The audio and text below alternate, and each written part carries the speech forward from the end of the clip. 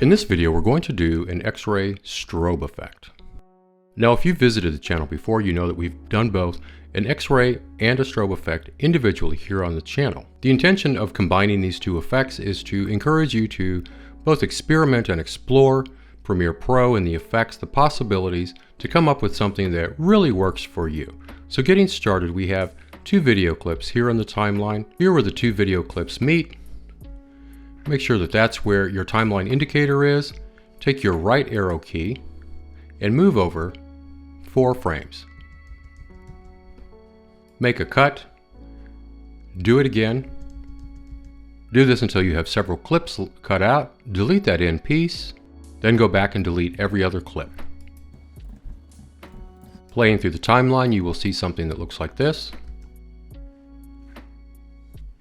From that first clip, use your left arrow key to move over 4 frames.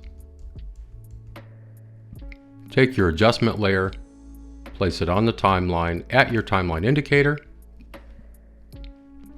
Remember, if you don't have an adjustment layer already, right-click, New Item, Adjustment Layer. Again, it will be set to the frame rate of the video that you have in the timeline. Click OK. You now have a second adjustment layer. Move your timeline indicator to the end of that last clip and move over 4 frames. Make a cut. Get rid of the rest of the adjustment layer. Go up to Effects. Let's type in Invert. Make sure that your adjustment layer is highlighted. Take your Invert from the Video Effects tab, double click on it. That adds it to the adjustment layer. Now, playing through the video clip, this is what it looks like. Additionally, you can make cuts at each of these intersections of video clip and delete every other one. Now, playing through the clip, this is what it will look like.